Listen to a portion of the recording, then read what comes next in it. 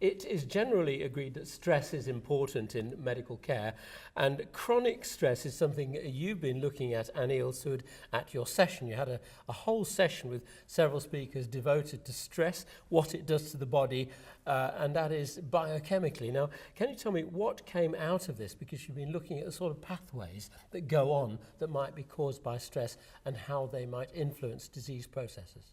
Sure. So I will discuss 2 or 3 highlights that came out of this session. One is that it's been known for a long time that chronic stress can affect many other processes within the body, such as causing coronary heart disease, gastrointestinal disturbances, and so on. So we always suspected that why wouldn't it also affect cancer growth and progression? So some of the highlights that came out of this session were that even though it's been now recognized that chronic stress plays a prominent role in cancer growth and progression, we don't understand the mechanisms fully.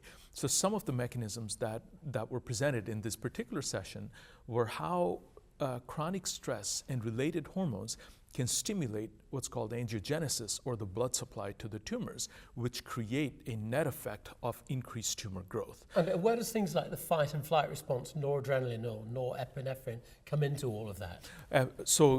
Great point. So those kind of hormones, what they do is they can stimulate these receptors directly on the cancer cells called beta adrenergic receptors, and this produces then high levels of growth factors such as vascular endothelial growth factor, as well as many other factors that promote the blood supply to the tumors. And glucocorticoids are relevant too, aren't they? Glucocorticoids are very important. They seem to have another role in terms of cancer biology. Glucocorticoids such as cortisol seem to protect cancer cells from the effects of chemotherapy. So chemotherapy doesn't work as well when there are high levels of glucocorticoids around. But there's acute stress, which is what Mother Nature wanted us to have for the fight and flight. But there's also chronic stress. How do you distinguish between the two and what the consequences in terms of cancer might be? Sure. So acute stress is very adaptive. It's normal. It's important for our daily function. So an example of acute stress would be doing what I did yesterday, getting in front of 200 people and giving a talk. That's acute stress. Your hormones will spike and then they will go back down quickly. But just like with most things in life, if you do too much of something, then it turns out to be not as good.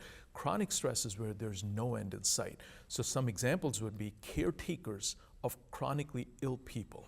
So for instance, a caretaker of an individual who has Alzheimer's disease or who has cancer, where they're going to live for a long time, but the caretakers are some of the most stressed individuals in that regard. Other examples can also be that major depression, loneliness, things like that can also relate to some of the effects similar to chronic stress. Now, you particularly were talking about adrenergic regulation and the tumour microenvironment. What did you have to say about this? So what I had to say was that the microenvironment becomes really conditioned, or that chronic stress and related hormones really create a very permissive environment for tumor growth and invasion and spread to occur. And if we use drugs that have been used for a long time for high blood pressure, such as beta blockers, those can block some of the adverse effects of chronic stress in the context of tumor growth. And you heard also from another speaker that you can remove apoptosis or inhibit it as well, which also might be. That is correct. So in that context, Dr. Kulik studied prostate cancer, where they found that some of the stress hormones can again protect cancer cells from effects of other drugs. And if you use beta blockers in that context, they can sensitize these tumors to the effects of chemotherapy and so on. You had a talk about breast cancer. Is there a link between stress and breast cancer? And over the years, there have been quite a lot of studies on this. It's always been quite difficult to prove, hasn't it?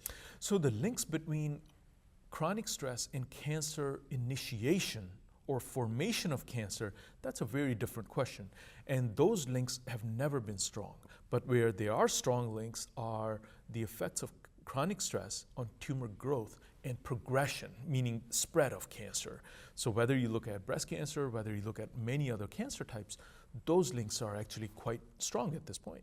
Then beta adrenergic regulation of gene expression, that's amazing.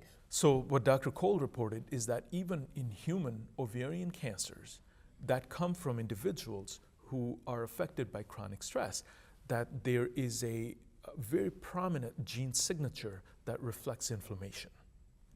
And so it really is a very complete story that these are not just theoretical concepts, but rather they manifest themselves directly in human tumor samples as well. Well, coming out of this very rich session, rich informationally, what do you pull out of it in terms of hard data that you think cancer doctors, for example, could hang their hats on? So at this point, a session like this really becomes very informative in the context of understanding mechanisms and coming up with even potentially important biomarkers for understanding the effects of stress. I think that's where the field is at this point. The next steps are to continue to understand mechanisms and then in the long run to develop interventions to block some of the bad effects of chronic stress. What are the main biomarkers that have come out so far from judging from your session? Things like looking at cortisol levels, some of the flight or fight response hormones, also inflammation-related genes, all seem to be a part of chronic stress response. Do you think there could be a benefit for clinicians in checking on some of these biomarkers? Routinely at this point, we think it's a bit early and it would be premature to start to check these routinely because a lot of these studies are early at this point. They need to continue to be expanded, gain a better mechanistic understanding, and then in the long run, we hope that we can identify a set of biomarkers and very importantly, identify a set of interventions by which you could block some of these bad effects. What then is the take-home message from your session on stress and cancer? Take-home message is that it is becoming increasingly clear that chronic stress can have prominent effects in terms of cancer growth and progression, and that the mechanisms are now starting to be elucidated, and there are multiple mechanisms by which chronic stress affects cancer, and that the next steps in ongoing research is fundamentally important in terms of making substantial gains in this field. And you feel you actually can quantify it, you can define it, and so you really can begin to understand the effects of stress. Very much so. We feel that at this point it's not just an abstract field, but rather they're quantifiable parameters that can be used to make progress. Dr. Sood, thank you very much for joining us here on eCancer Television. Thank you for having me.